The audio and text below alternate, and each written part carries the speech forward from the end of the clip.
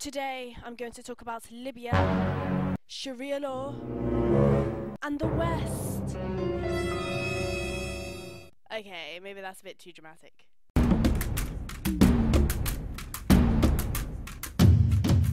So a few months ago, the Libyan transitional leader, Mustafa Abdul announced that Libya will follow Sharia law as the main and legitimate law of the country. Now you'll probably guess how Western and Russian media reacted to that. Many Westerners were among those horrified when this vision was voiced just days ago amid to also announce that Islamic Sharia law will be the basis of legislation.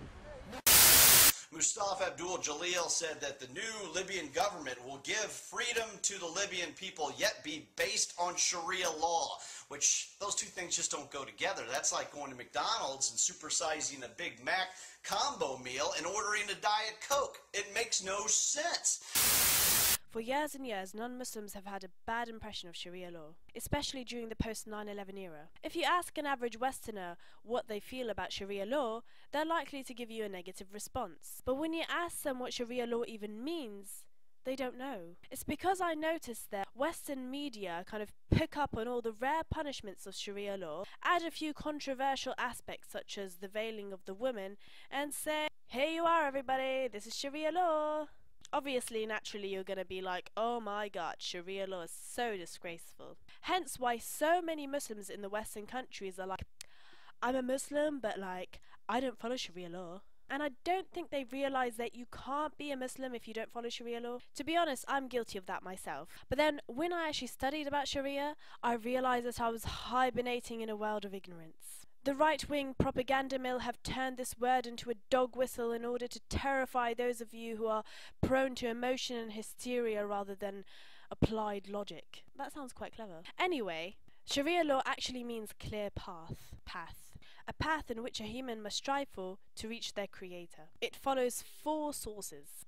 The Quran, the Sunnah, which is the teachings of the Prophet Muhammad, peace be upon him. For in the Quran it says,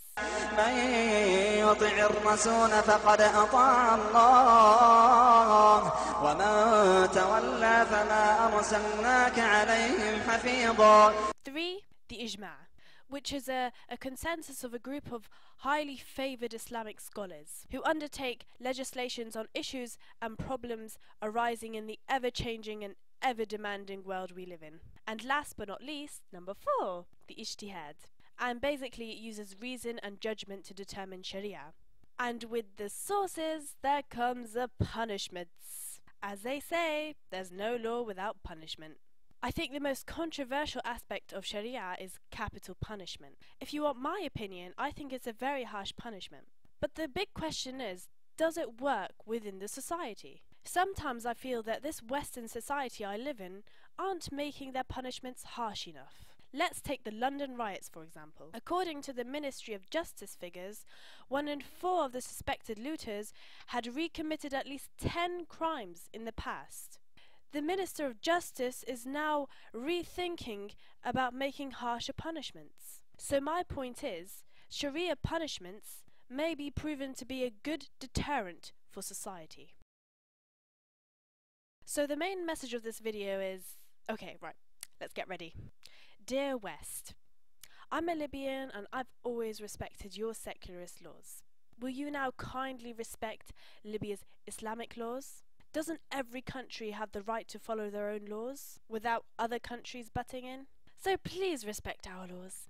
Yep, that'd be great, thank you. Thanks, bye. Oh wait.